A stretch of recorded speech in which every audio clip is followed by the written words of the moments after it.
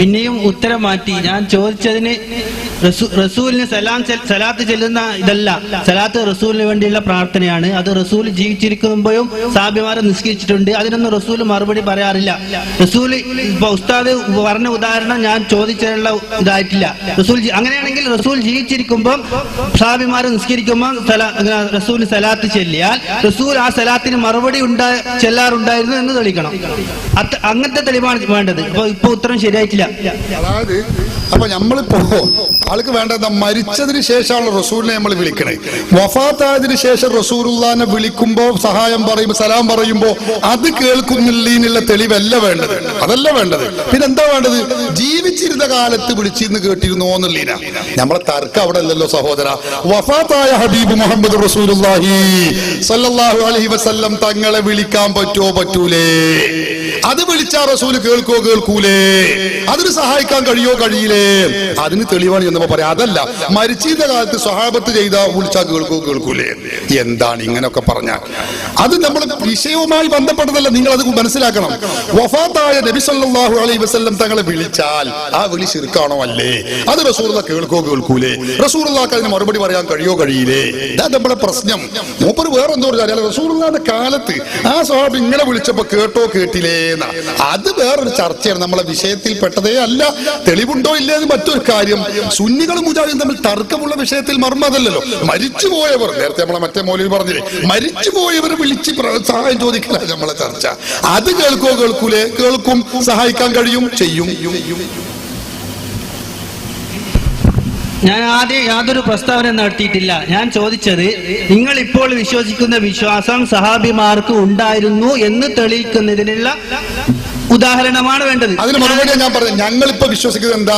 വഫാത്തായ നബി തങ്ങളെ വിളിച്ചാൽ കേൾക്കോ? അതാ ഞാൻ മറുപടി പറഞ്ഞത്. ഞങ്ങൾ വിശ്വസിക്കുന്ന വിശ്വാസല്ലേ എന്താ? വഫാത്തായ റസൂലുള്ളാഹിനെ വിളിച്ചാൽ കേൾക്കോ? അതിന് മറുപടി തന്നെ ഞാൻ പറഞ്ഞു.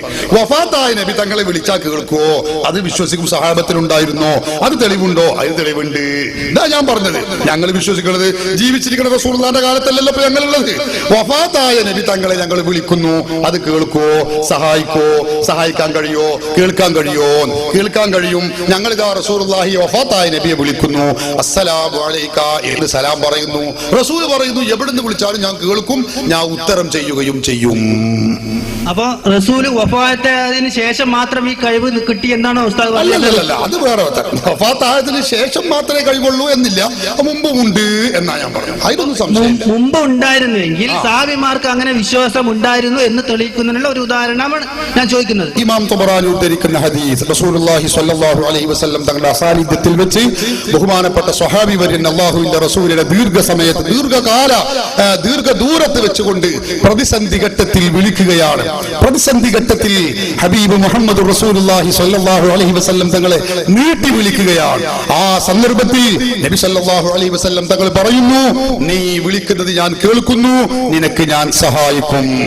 ആ സ്വഹാബി വര്യൻ പറയുന്നു, നുസിർതു, എനിക്ക് സഹായം കിട്ടി, എനിക്ക് സഹായം ലഭിച്ചു.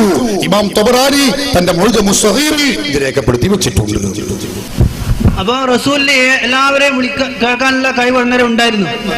റസൂലിന് എല്ലാവരുടെ സംസാരം കേൾക്കാനും കാണാനുള്ള കഴിവ് ഉണ്ടായിരുന്നു എന്നുള്ളതിന് ഈ ആയത്ത് ഹദീസ് തെളിവെന്ന് തന്നെ. ഇത് ഹദീസ് ശരിയായ ഹദീസാണ് പറയുന്നത് അല്ല. തൊബറാനി എന്ന് പറയുന്ന ഹദീസ് പണ്ഡിതനാണ്. അത് ഞങ്ങൾക്ക് പറഞ്ഞാൽ മനസ്സിലായിട്ടുണ്ടാവില്ല. ഹദീസ് എന്നൊക്കെ ചോദിച്ചപ്പോ കിതാബിന്റെ പേര് പറഞ്ഞ അറിയായിരിക്കും എന്ന് പറഞ്ഞതാ.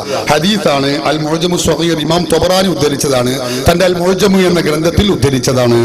പിന്നെ ഒരുപാട് ഹദീസ് വേറെ ഉണ്ട്. ഹദീസുകൾ ഇമാം ബുഖാരി മുസ്ലിം ഉദ്ധരിച്ച ഹദീസ്, ഹബീബ് മുഹമ്മദ് റസൂലുള്ളാഹി സ്വല്ലല്ലാഹു അലൈഹി വസല്ലം തങ്ങൾ രേഖപ്പെടുത്തി വെച്ച ഹദീസ്, ഖുദ്സിയായ ഹദീസ്, ബുഖാരിയും മുസ്ലിമും ഉദ്ധരിച്ച ഹദീസ്. എന്താണത്?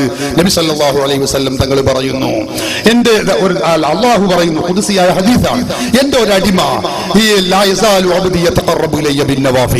എന്റെ ഒരു അടിമ സുന്നത്തായ ഇബാദത്തുകൾ എടുത്തുകൊണ്ട് എന്നിലേക്ക് അടുക്കും, ഹത്താ ഉഹിബ്ബഹു, ഞാൻ അവനെ ഇഷ്ടപ്പെടും, ഫൈദാ അഹബ്ബതുഹു, ഞാൻ ഇഷ്ടപ്പെട്ടാലോ കുൻതു സമഉഹു അല്ലദീ യസ്മഉ ബിഹി, അവൻ കേൾക്കുന്ന കാത് ഞാനാകും, വബസറഹു അല്ലദീ യുബ്സിറു ബിഹി, അവൻ കേൾക്കുന്ന കണ്ണ് ഞാനാകും, വയദഹു അല്ലദീ യബ്തശു ബിഹാ, അവൻ കാണുന്ന പിടിക്കുന്ന കൈ ഞാനാകും, വരിജ്ലഹു അല്ലത്തി യംശി ബിഹാ, അവൻ പിടിക്കുന്ന നടക്കുന്ന കാല് ഞാനാകും.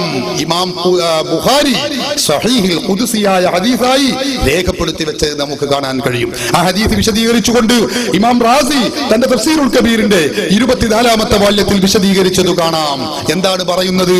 അല്ലാഹുവിന്റെ ഹബീബ് മുഹമ്മദ് റസൂലുള്ളാഹി സ്വല്ലല്ലാഹു അലൈഹി വസല്ലം തങ്ങൾ പറഞ്ഞ ഈ ഹദീസിന്റെ വ്യാഖ്യാനം അവിടുന്ന് പറയുകയാണ്. ഇമാം റാസി പറയുന്നു, ആ അല്ലാഹുവിന്റെ നൂർ ഈ മനുഷ്യനിൽ വന്നു കഴിഞ്ഞാൽ അവൻ വിദൂരത്തുള്ളതും അടുത്തുള്ളതും കേൾക്കും. അതുപോലെ തന്നെ അവൻ വിദൂരത്തുള്ളതും അടുത്തുള്ളതും കാണും. അള്ളാഹുവിന്റെ റസൂലിന്റെ ഹദീസ് വിശദീകരിച്ചുകൊണ്ട് ബഹുമാനപ്പെട്ട ഇമാം റാസി വിശദീകരിക്കുന്നത് നമുക്ക് കാണാൻ കഴിയും. അതുപോലെ തന്നെ അവൻ വിദൂരത്തുള്ളതിലും അടുത്തുള്ളതിലും കൈകാര്യം ചെയ്യാനുള്ള ശക്തിയും സ്വാധീനവും അള്ളാഹു നൽകും. ഇത് റസൂല് പഠിപ്പിക്കുക. അപ്പൊ അള്ളാഹുവിന്റെ ഏറ്റവും ഇഷ്ടപ്പെട്ട അടിമ അത് റസൂലാണ് എന്നുള്ള കാര്യത്തിൽ ആർക്കും തർക്കമില്ലല്ലോ. അപ്പൊ ഈ കഴിവ് റസൂലുള്ളാഹി തങ്ങൾക്ക് ഇല്ല എന്നും പറയാൻ പറ്റില്ലല്ലോ. അള്ളാഹുവിന്റെ റസൂലിനുണ്ടാകും, മഹാത്മാക്കൾക്ക് ഉണ്ടാകുമെന്ന് അള്ളാഹു പഠിപ്പിച്ചതാണ്.